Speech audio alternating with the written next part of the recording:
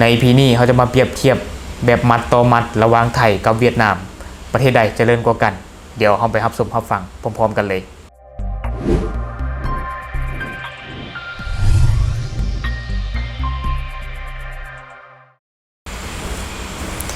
สวัสดีท่านผู้ชมกับมาพบกับช่อง Talk the New แล้วหัวข้อที่เราอยากจะนำเสนอในมื้อนี้ก็ถือว่าเป็นหัวข้อที่น่าสนใจเนาะก็คือเราจะมาเปรียบเทียบระหว่าง2ประเทศก็คือไทยและก็เวียดนามให้ท่านผู้ชมได้เบิ่งว่าประเทศใดเจริญกว่ากันเพราะว่า2ประเทศนี้เป็นประเทศที่พัฒนาแล้วก็พัฒนาต่อไปแล้วใน EP นี้เนาะเขาจะมาเปรียบเทียบให้ท่านผู้ชมได้เบิ่งว่า2ประเทศนี้ประเทศใดมีความเจริญหลายกว่ากันแต่ก่อนอื่นมาเลยเราอยากจะบอกเอาไว้ก็คือใน EP นี้เราบ่ได้สร้างขึ้นมาเพื่อให้เกิดความขัดแย้งระหว่างประเทศก็คือเราจะมาเปรียบเทียบให้ท่านผู้ชมได้เบิ่งซื่อๆโดยที่บ่ได้มีเจตนาอย่างอื่นเลยเนาะก็แค่อยากเก็บข้อมูลตัวนี้มาฝากท่านผู้ชมให้ท่านผู้ชมได้รับรู้แล้วก็รับฟังไปพร้อมๆกันว่า2ประเทศนี้ขนาดการเติบโตของเศรษฐกิจแตกต่างกันแนวใดคันจะเว้าไปแล้วประเทศเวียดนามกับประเทศไทยเนาะเป็นประเทศคู่ค้ากันมาอย่างยาวนานและเวียดนามเองก็ขาดดุลให้ไทยมาโดยตลอดเป็นระยะเวลา20ปีเนาะก็ถือว่าขาดดุลแบบต่อเนื่องขาดดุลในไทยแบบต่อเนื่องถึงแม้ว่าประเทศเวียดนามจะขาดดุลในไทยแบบต่อเนื่องเนาะแต่ว่าเวียดนามก็มีการส่งออกไปหลายประเทศเนาะเวียดนามก็มีการเกินดุลจากหลายประเทศเช่นกันและที่สำคัญเนาะท่านผู้ชมประเทศเวียดนามยังเป็นประเทศคู่ค้าอันดับ5ของไทยรองจากจีนญี่ปุ่นมาเลเซียและก็สหรัฐที่เป็นประเทศคู่ค้า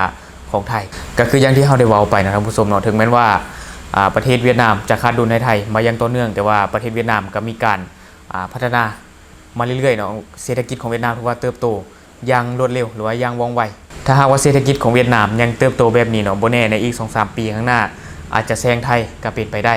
และวันนี้เนาะเราจะมาเปรียบเทียบแบบมัดต่อมัดระหว่างประเทศไทยกับประเทศเวียดนามว่าประเทศใดจะเจริญกว่ากันเนาะอันดับแรกเลยก็คือขนาดเศรษฐกิจหรือว่า GDP ในปี 2567 ประเทศไทยมีขนาดเศรษฐกิจอยู่ที่18.58 ล้านบาทหรือว่า 7,496 ล้านดอลลาร์สหรัฐและต่อมาก็คือเวียดนามมีขนาดเศรษฐกิจอยู่ที่ 16.6 ล้านบาทหรือว่า 4,697 ล้านดอลลาร์สหรัฐเนาะก็คือขนาดเศรษฐกิจไทยกินเปรียบและต่อมาก็คือการเติบโตเศรษฐกิจย้อนหลัง3ปีไทยเองในปี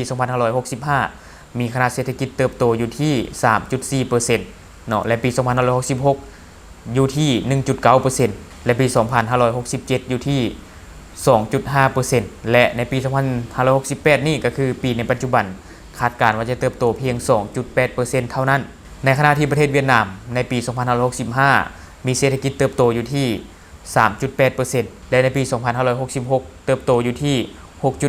6.5% และในปี 2567 อยู่ที่ 7.09% เนาะและในปี 2568 หรือว่าปีในปัจจุบันคาดการณ์ว่าจะเติบโต 6.93% ในขนาดเศรษฐกิจหรือว่าการเติบโตของเศรษฐกิจถือว่าเวียดนามกินขาดและบัดนี้เนาะเขาจะมาเปรียบเทียบเนื้อที่ของประเทศเนาะระหว่างไทยกับเวียดนามไทยมีเนื้อที่ทั้งหมดละแม่น 513,120 ตารางกิโลเมตรในขณะที่เวียดนามมีเนื้อที่เพียงแต่ 331,690 ตารางกิโลเมตรก็คือเนื้อที่ไทยกินขาดเนาะและในประชากรบัดนี้ประชากรไทยในปัจจุบันปี 2568 ก็คือมีประชากรทั้งหมดละแม่น 65,951,210 คนในขณะที่เวียดนามมีประชากรทั้งหมดอยู่ที่100กับ 300,000 คนเนาะอันนี้ก็ถือว่าประชากรเวียดนามหนาแน่นกว่าไทยหลายเนาะเพราะว่าห่างกันเป็น 3-40 ล้านคนสินะและต่อมาจะเป็นรายได้เฉลี่ยต่อหัวคนเนาะในประเทศไทยเฮาแม่นอยู่ที่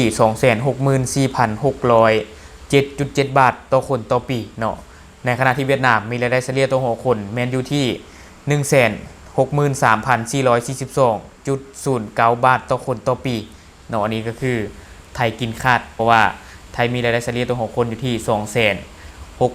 264,607.7 บาทก็คือห่างกันหลายเนาะถ้าเปรียบเทียบกับเวียดนามและต่อมาก็จะเป็นการเปรียบเทียบค่าแรงขั้นต่ำระหว่างไทยกับเวียดนามก็คือค่าแรงขั้นต่ำอยู่ในไทยในปัจจุบันก็คือในปี 2568 นี่เนาะอยู่ที่ 372 บาทต่อวันแต่ในอนาคตอาจจะถึง 400 อันนี้เป็นข้อมูลในปี 2568 ก็คือเราได้ไปเสิร์ชใน Google มาและต่อมาในประเทศเวียดนามค่าแรงขั้นต่ำแม่นอยู่ที่ 250 บาทต่อวันเนาะก็คืออันนี้ไทยกินขาดและเท่าที่ฟังข้อเปรียบเทียบมาเนาะท่านผู้ชมคิดว่าระหว่าง2ประเทศนี้ประเทศใดที่มีขนาดเศรษฐกิจและก็มีความเจริญหลายกว่ากันเนาะอันนี้ลองฟังท่านผู้ชม ลองคิดไปตามๆกันแล้วก็ลองคอมเมนต์ลองเบิ่งเนาะแต่เท่าที่เฮาได้อ่านแล้วก็ได้เบิ่งมาประเทศไทยถือว่ามีโครงสร้างพื้นฐานดีกว่าประเทศเวียดนามหลายเนาะแต่ว่าประเทศเวียดนามเองก็มีการพัฒนาระบบเศรษฐกิจและก็คณะเศรษฐกิจเติบโต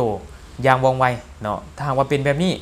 ภายใน 2-3 ปีบ่แน่เนาะคณะเศรษฐกิจของเวียดนามอาจจะแซงไทยก็เป็นไปได้และใน EP ต่อไปเราจะเก็บข้อมูลที่ประเทศไทยส่งสินค้าไปประเทศเวียดนามมีสินค้าอย่างใดแล้วไทยเกินดุลเวียดนามมาจากปีอันนี้เดี๋ยวใน EP ต่อไปเราจะมาอบรมกันในเรื่องนี้แต่ใน EP นี้เราจะขอจบไปเพียงเท่านี้ก่อนสำหรับท่านใดที่เบิ่งคลิปของเราแล้วรู้สึกว่าคลิปของเรามีสาระหรือว่ามีประโยชน์ก็อย่าลืมกดติดตามช่องเพื่อเป็นกำลังใจให้เราได้ผลิตคลิปดีๆแบบนี้ออกมาเรื่อยๆหรือสำหรับท่านใดที่มีความคิดความเห็นอยากจะมีติเตียนหรือว่าอยากประกอบส่วนข้อมูลเข้าทำกันหรือว่าข้อมูลส่วนไหนผิดพลาดก็สามารถฝากไว้ได้ภายใต้คอมเมนต์ของเราแล้วเราจะเข้าไปอ่านแล้วก็ตอบแลกเปลี่ยนประสบการณ์นำกันอย่าลืมกดติดตามช่องเพื่อเป็นกำลังใจให้เราได้ผลิตคลิปดีๆแบบนี้ออกมาเรื่อยๆขอขอบใจ